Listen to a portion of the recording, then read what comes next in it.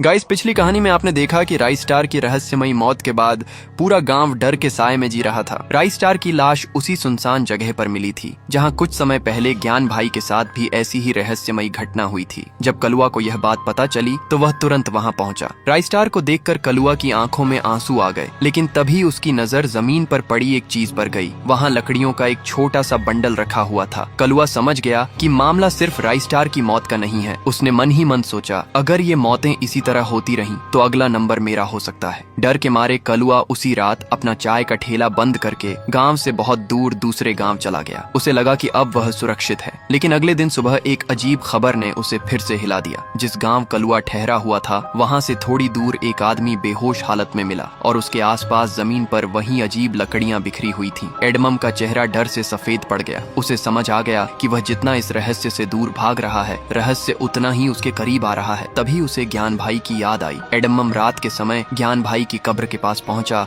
और रोते हुए बोला, ज्ञान भाई, आखिर ये सब क्यों हो रहा है? मैंने किसी का कुछ नहीं बिगाड़ा। तभी अचानक कब्र के आसपास की जमीन हिलने लगी। कलुआ पीछे हट गया और उसी पल जमीन के अंदर से ज्ञान भाई की आत्मा दिखाई दी। ज्ञान भाई ने कहा, कलुआ, भागने से यह श्राप खत्म नहीं होगा। कलुआ कांपते हुए बोला, तो फिर मैं क्या करूं? ज्ञान भाई ने जवाब दिया, जंगल के अंदर एक पुराना मंदिर है, वहाँ अघोरी बाबा रहते हैं। वह इस रहस्य के बारे में सब कुछ जानते हैं। अगली सुबह कलुआ अकेला उस घने जंगल में पहुंच गया। वहां पहुंचकर कलुआ अघोरी बाबा के चरणों में गिर पड़ा और बोला, बाबा, मैंने किसी के साथ कुछ गलत नहीं किया, फिर यह श्राप मेरे पीछे क्यों पड़ा है? बाबा कुछ देर तक चुप रहे, फिर उन्होंने कहा, क्योंकि तुम उस कहानी का हिस्सा बन चुके हो जिसे बहुत पहले शुरू किया गया था। कलुआ हैरान रह गया और बोला, लेकिन इससे बचने का रास्ता क्या है? बाबा बोले, लक्कड़पुर के पुराने जंगल में एक ऐसी शक्ति छिपी है जिसे लोग टुंग टुंग के नाम से जानते हैं। अगर तुमने उसे खोजकर उसके सामने इस श्राप की सच्चाई जान ली तभी यह सिलसिला रुक सकता है। कलुआ ने डरते हुए पूछा, और अगर मैं असफल हो गया तो? बाबा ने गंभीर आवाज में कहा, तो अगली लकड़ियों का बंडल तुम्हारे नाम का होगा। यह सुनकर कलुआ के पैरों तले जमीन खिसक गई। फिर भी उसने हिम्मत जुटाई और उसी रात लक्कड़पुर के पुराने जंगल में पहुंच गया। उसने जमीन पर उन रहस्यमयी लकड़ियों को रखा, चारों तरफ मशालें जलाईं